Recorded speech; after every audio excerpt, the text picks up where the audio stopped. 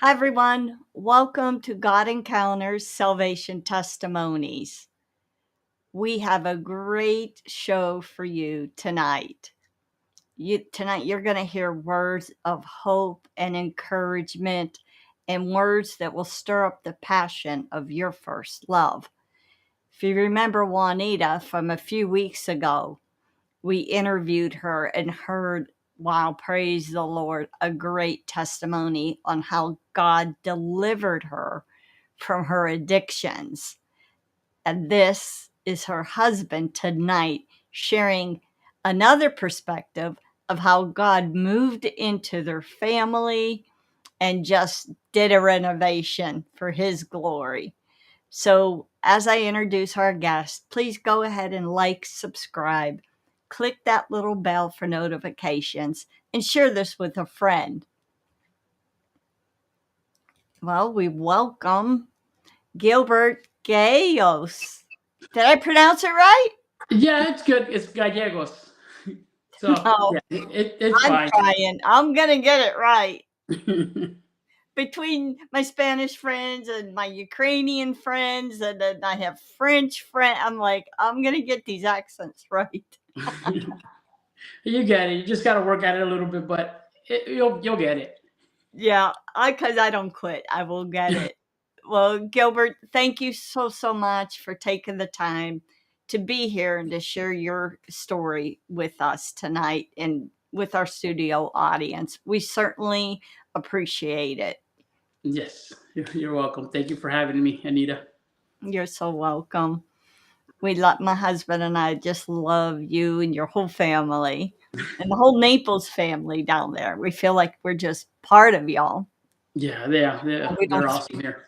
We don't speak a stitch of Spanish, maybe a couple words. Gloria a Dios. That's what I know.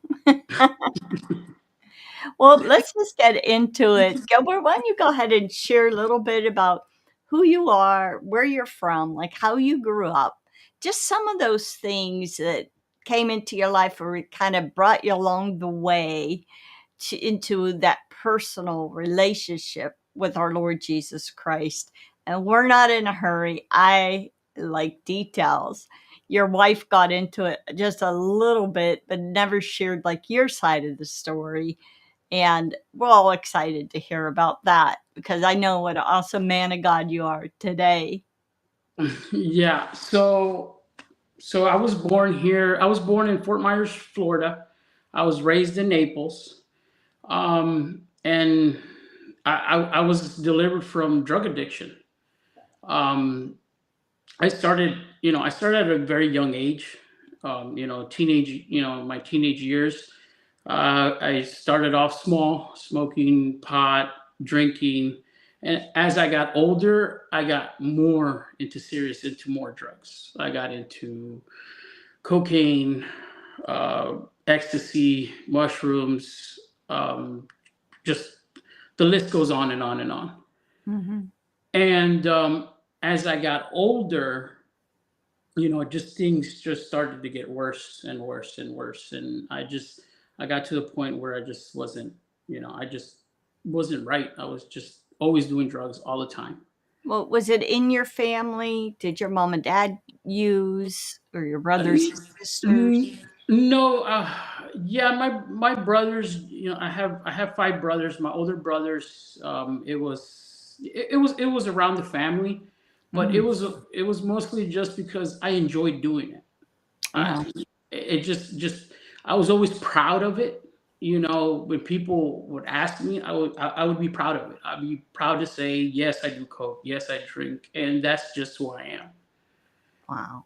Yeah, yeah, it was terrible. Um, so I don't. Where can I start off? Well, that was pretty much me. Growing up as a teenager, as like I said, as I got older, just things started to get worse.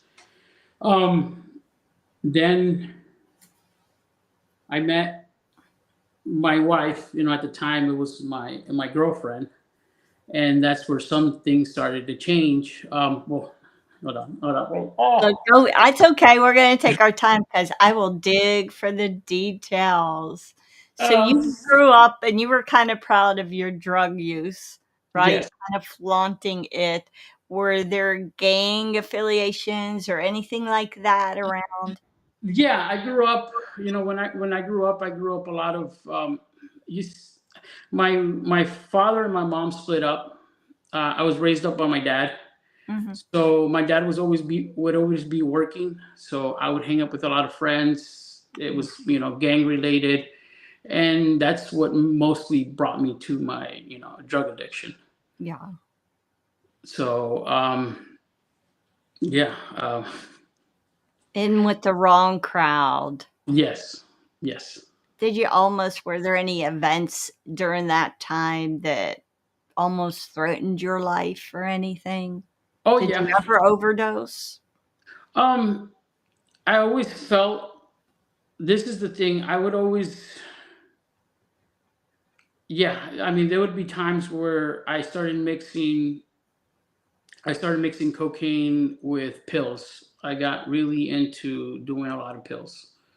Yeah. And there would be times where I thought that I was going to overdose. And it's funny because only at that time is that I would ask God, if I'm alive tomorrow, I will come and look for you. Growing up, I didn't know much of him. Whatever I knew, it was just things that I would hear people say or in movies and stuff like that. Just from the being in the culture, Yes. but nothing directly personal for you. Yes. Yeah, I understand. I grew up Catholic and I thought God just wasn't interested. Yeah. Yeah. But I'd ask him for favors when I'd get caught drinking or something. Please don't let my mom beat me, Lord. You know, don't let my mom find out I'm drunk. Yeah. So, okay, so that went on. And you grew up and did you have a job? Where did you meet your wife? Um, that's interesting. My older brother is actually married to her older sister. Oh, So we would see each other, a lot. Um, and it's funny because, one day I'm sitting with my older brother and he tells me, he's like, "Hey, I think Juana has a crush on you. Stay away from her." And that just like, I don't know, it triggered something like, you can't tell me to stay away from somebody. And I just oh, got to know her, and it was just, she's awesome. I mean, I fell in love with her. yeah. She was also addicted to drugs at the time, wasn't she? Yes. So we did everything backwards. We started going out, and then it got to a point where we started living together. Yeah. And like, I would do, before she even moved in, like I said, I would tell her, this is what I do. I do drugs, I drink.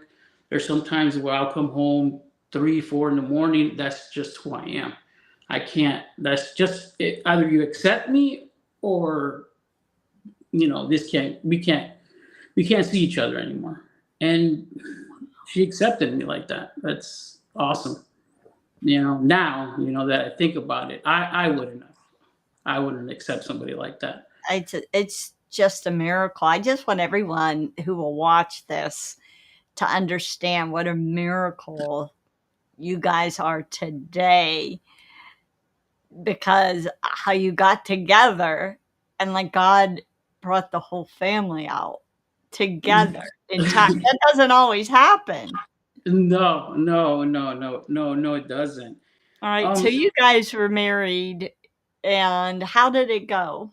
well, this is the thing. We started going out. She moved in with me. Um, I would still be constantly doing drugs. I mean, I did so much drugs that it'll get to a point where I'll be numb, and literally I'll just be sitting and staring at a wall. Or I would be so paranoid that I would be looking through windows. I'll be just looking around. Whatever little noise will trigger me to go look. It's just it was really bad. And I would always have Juana always yelling at me, saying, just not good things. Um, and I didn't care. I really didn't care. Wow. And so it got to a point where even my addiction started to rub off on her. And she started doing the things that I was doing. Worse and worse. Worse, yes. Um, so it got to a point where I would come home and I would just start doing it in front of her. I would do cocaine. I would take pills. I just wanted to be numb Yeah. for the most part. What Uh, were what was so painful that you wanted to be numb from the world? I enjoyed it. Okay. I wasn't, not that I was sad or depressed or anything. I just enjoyed being high on something. Right. So so yeah, that was me at the time. I didn't see an end to it, until my son was, till my son was born. Yeah. That's when I really thought about making a change. Well, take us back. Was your son already born when your wife had that episode in the kitchen? Was he already born at that time? Yes, he was already born at that time. So Connect us. I want that story from your perspective, and then we'll mhm. connect it and see. So yeah, so he was born at that time. At that time, we were sitting. I was sitting in the living room. She was doing something in the kitchen, and we were talking about. I can't remember exactly what we were talking about. We were just having a conversation back and forth, and all of a sudden, I see her just crying, right? Just bawling, crying, and then she falls on the floor, and I'm trying to see what's wrong with her. My niece is there. I'm trying to, comfort her in whatever which way I can, and I couldn't. She wasn't speaking, so I just left her there, and just looking at her, and then she would get up, and then she started laughing out of just nowhere. I mean, first I would see her cry, and then I started seeing her laugh, and I was like, "What's wrong?" Yeah. She's like, she was just shaking her head. She couldn't talk, and then I just let her, go through that through her system. And she's like, and that's what she would say. He, and I didn't know what was going on. I really didn't know, And then after that happened, I saw in her a pursuit for God, Wow. and at the time, I wanted to make a change myself because of seeing my son, because I would get so high that I wouldn't want to carry him. I wouldn't want to be near him. He would cry and he would annoy me, and I would walk away. And Juanita would always yell at me, you got to change his diaper, you got to watch him. And I would be so numb that I didn't care. Wow. And I started thinking, like, man, is this going to be me at the age of 60, 70, 80, always looking for drugs, always being in a parking lot 2, 3 in the morning, knocking on people's doors? Is this the life that I'm going to have? And then seeing my son there, and like, what kind of father am I going to be? Mm. And it was very sad. So she's going through, she's looking for something, and I'm kind of in a way also at the time looking for something, but I just didn't know where to look. So I went to a doctor, they said that they couldn't help me. They sent me to like a program where they thought that they could help me. So I went there and I told them everything that I did. I'm like, look, I take a lot of pills. I go through withdrawals when I don't take them. I get shaky. My bones will ache. Yeah. If I couldn't go no more than 3 days, I would use the bathroom on myself. If I would go more than 3 days, Mm. I would sweat. It was just it was bad. And at the time when I went to go seek help, they said that I could go to a program on the East Coast towards Miami. And I did. I gave them a call, and they said that, hey, you would have to come in and you would have to stay at least 6 to 8 months to see how you will do. Yeah, to detox. Yes. So at the time, I'm the only one working. I'm the only one providing, and I said I can't do it. There's just the finances are not there. I can't do it. So then some of my friends told me, he's like, oh well, it's easy. Just go to a methadone clinic. All How did you you know. think at this time, how did you think your wife quit drugs cold turkey? Has she told you yet Yeah, what happened yeah. to She told me, but I would the my answer to her was, "You got lucky. I don't know what happened to you, but you were lucky." her? I Wow. I didn't know. I was like, this was luck for you. I'm like, I told her, I'm like, I've been doing drugs since I was a teenager. I've been doing cocaine since I was a teenager. I started doing pills in my late teens, Mm. and I was already in my mid 20s, late 20s, still doing pills. I told her that can't happen to me. I was doing it way too much for so long. So you disqualified yourself. Yes, I did. All I right. did, So but this was it a methadone clinic on the East Coast no, wanting no, no, you no, to no, stay for eight no, months? no. The program was in the East Coast. That one, I had to stay there for 6 to 8 months for them to evaluate me. Okay. Then I couldn't go over there, and I had some friends tell me, "It's like, oh, if you want help, you need to go to a methadone clinic." Oh, And all a methadone clinic is that they give you the drugs and it's legal pretty much. All you do is just give them money and they give you, so many ounces or so much fluid for your addiction. That way you don't go through withdrawals. wow. But it's the same thing. It's methadone, but just in a liquid form. Yeah. So I started going to I started going to the methadone clinic. And then when I walked in there, I told them, what I wanted to do, what I wanted to achieve, and they said, "Well, we can't." Basically, they couldn't help me. What the only thing they could do is just actually give me the drug. And then it got to the point where all you had to do was go in there and said that you would say that, I started feeling my withdrawals in about an hour or 2 hours that I left the clinic. And their solution was just up your dosage. So that's what they would do. They would just increase it, increase it. So here I am telling my wife, it was my girlfriend at the time, I do want to quit, but the only way I can quit if I go to this methadone clinic. But at the same time, every time I go there, I tell them that I feel the withdrawal, so they just increase my dose. Hmm. And it got to the point where I would go there, and by the time my dose was so high, by the time I would leave, maybe an hour to 2 hours, I would be falling asleep. I'll be talking and I could fall asleep. I could be driving, I would be dozing off, and it's Wow. just it got really bad after that. And you could also take, and I would take other drugs. I would take more methadone, or I would do cocaine, and they didn't have a problem with that. Yeah, I know. So here I am, just It's not helping. it's not helping. I'm getting worse.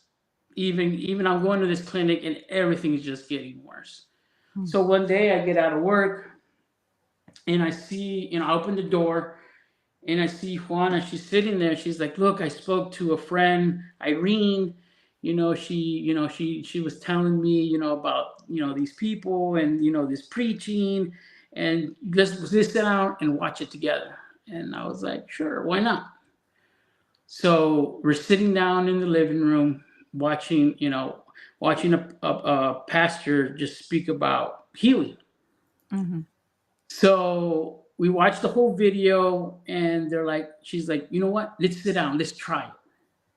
So we sit down on the floor, and we just start praying. We just started saying, your addiction is broken. You're free in Jesus' name, and you're healed. And I didn't think much of it. I'm like, oh, we're sitting down. She's holding my hand, and we're saying this, and I'm like, okay, it's over. So, I go to bed, wake up the next morning. I get in the van, nothing. I drive off, go to the methadone clinic again. And then I come home that day, and again, she's sitting there. Let's watch that teaching again. And I'm like, sure, why not? Let's do it. And so the same thing that happened the other night, the same thing again. You're healed in Jesus' name. You're set free. And I wake up the next day. I'm walking towards the van, my work van, and then I'm like, what if? What if I don't have to go to the methadone clinic anymore?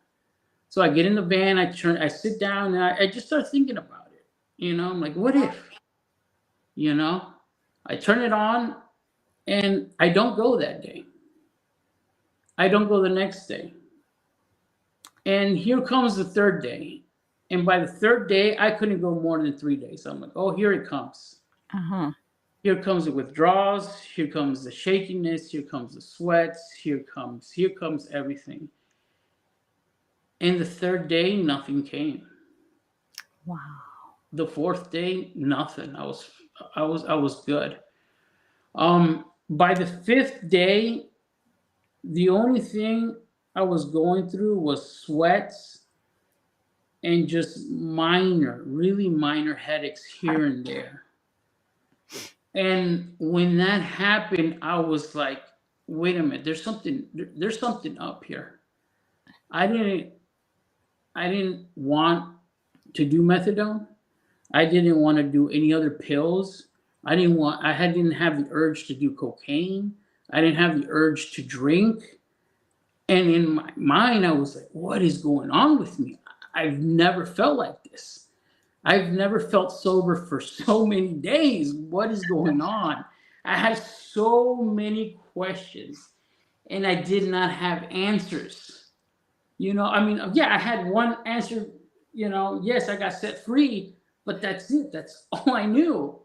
So I'm like, so what do we do now? So I go and I tell my wife, I'm like, well, what do we do?